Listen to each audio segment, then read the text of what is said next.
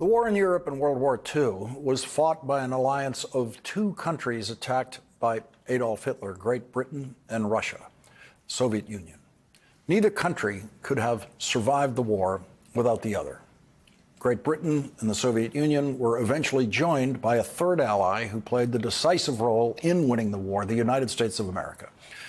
Those three allies had very different governments and very different people leading those governments. The Soviet Union's dictator, Joseph Stalin, never trusted his English-speaking allies. He always worried that one of his allies would try to negotiate an individual peace agreement with Hitler.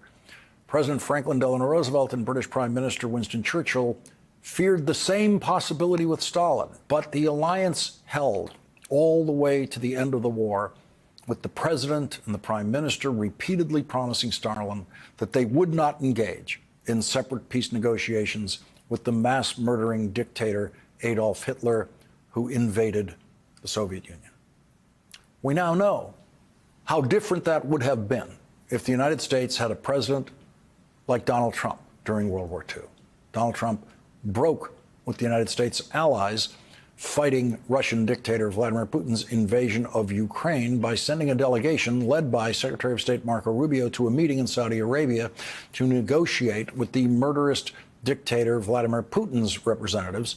Here's the way Senator Marco Rubio saw Vladimir Putin before becoming Donald Trump's Secretary of State.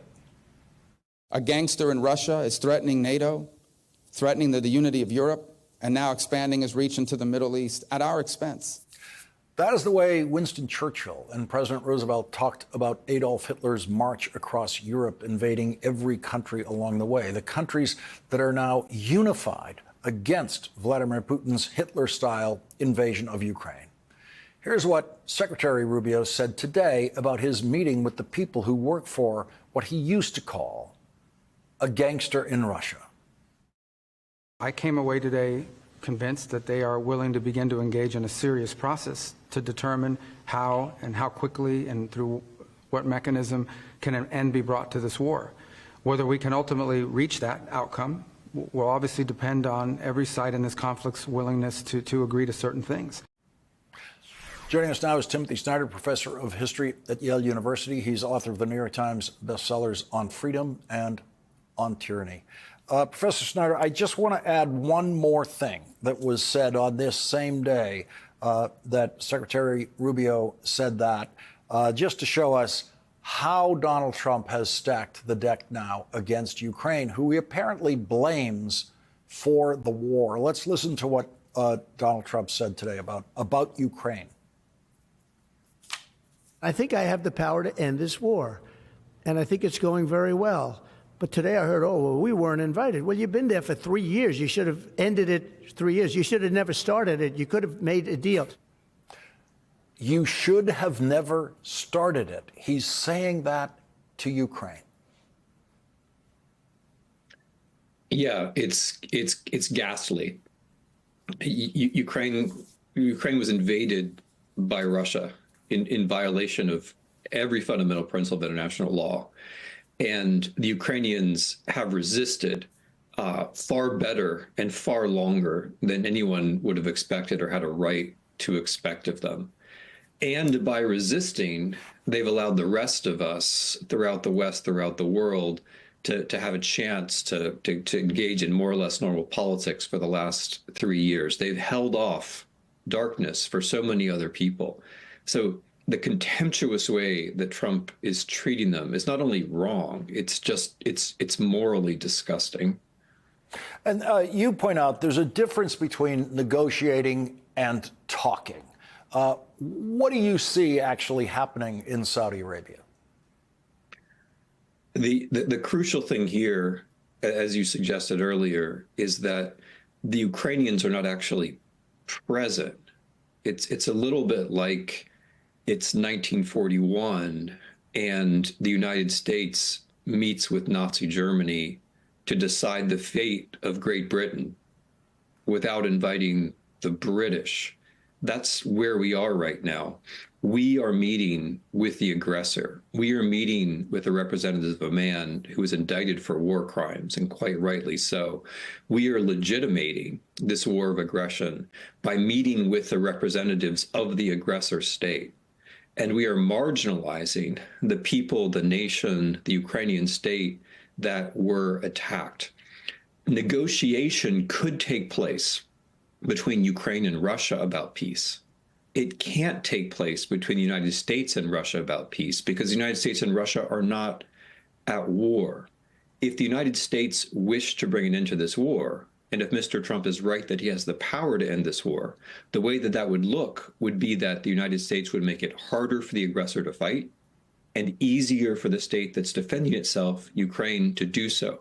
But that is not what we are doing. If anything, we are throwing our power on the side of the aggressor, which is not going to bring peace. It's more likely to bring a longer and a bloodier war.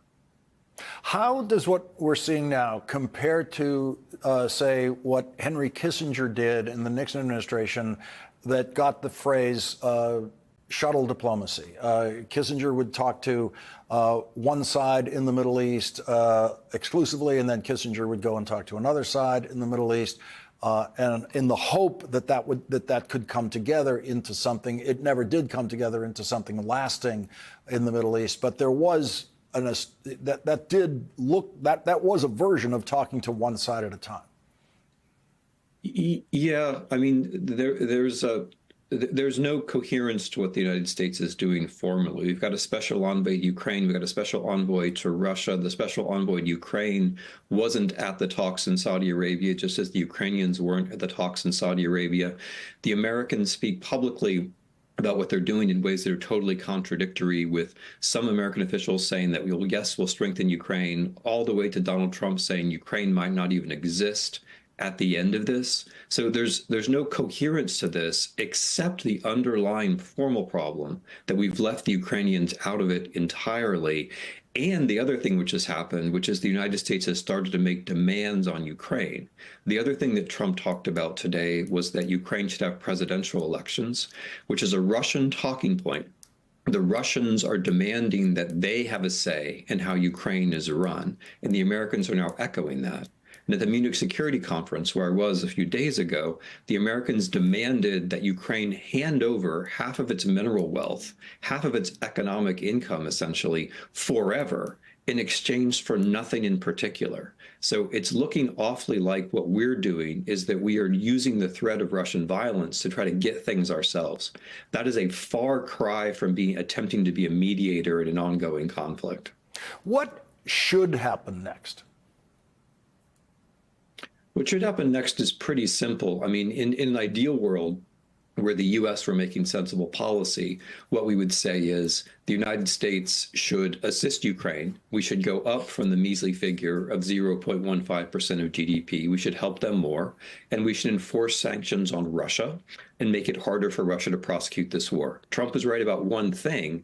The United States does have the power to end this war, but it would have to make positive policy in a sensible direction. If you want a war to end, you have to make it harder for the aggressor and easier for the defender, not the other way around.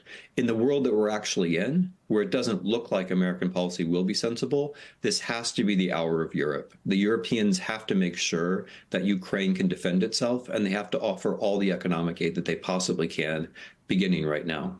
Donald Trump has never been able to mount an argument about anything without lying. And one of the interesting lies he tells about this war is he wildly exaggerates the number of casualties on both sides, puts it up into the millions, which isn't even close.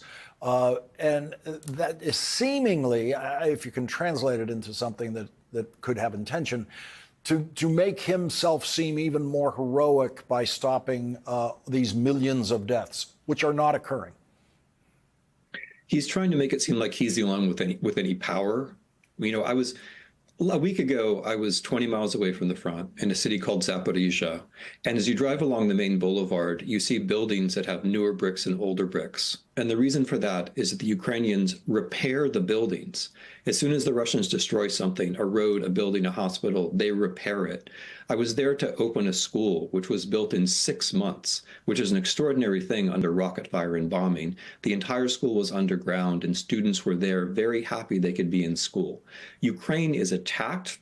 Things are destroyed, people are killed, and they keep fighting, they keep rebuilding. They have been doing this essentially on their own for a long time. Their country is not the wreck that Donald Trump is describing. Their trains run on time.